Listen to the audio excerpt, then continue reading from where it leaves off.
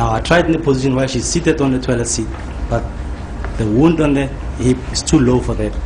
Now I came to the conclusion that most probably the wound on the hip was when she was in a standing position between the door and the toilet seat, and it's most likely to be from bullet hole mark A on the door. In terms of the door, my lady, she was standing in front of the door, facing the door.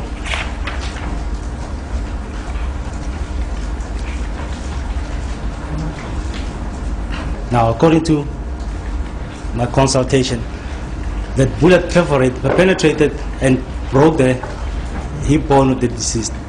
Now, with this wound, if the bone is the hip bone is broken completely, it causes her to fall down from this, because this leg will not be able to stand.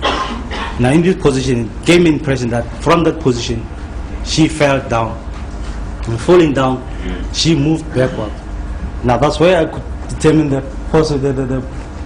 importance of the magazine rack on the crime scene.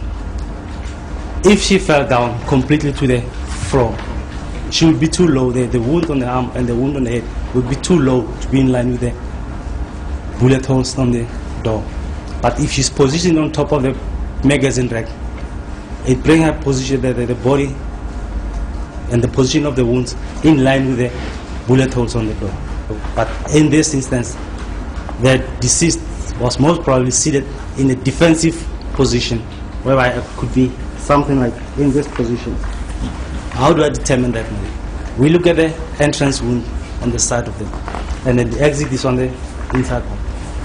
Now when you look at the exit of the wound, it's huge, and most of the body tissue from the arm have been transferred to the vest that she was wearing here. And the damage that's on the vest is from the bullet fragments that perforated the arm, damaged the vest, and caused the bruises on the chest. Yes, my lady, if you look at the position that I'm referring to as the defensive position, it's like if you're seeing its position, the wound on the left hand, just between the two fingers, bullet perforated here, but the arm was now in contact with here, and she was a bit facing down. It comes in here. It also penetrated the head of the deceased. And I think that's on the record that the most probable position is without the prosthesis in a normal firing position. That's correct, my lady. The improbable position is on the prosthesis, having the firearm in his hand, shooting from his hip. From the shoulder, that's correct, my lady. From the hip. That's correct, ma'am.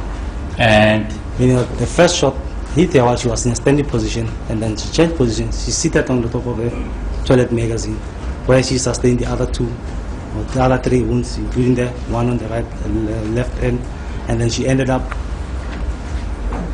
with her head on top of the toilet seat. And in the last sentence, you indicated.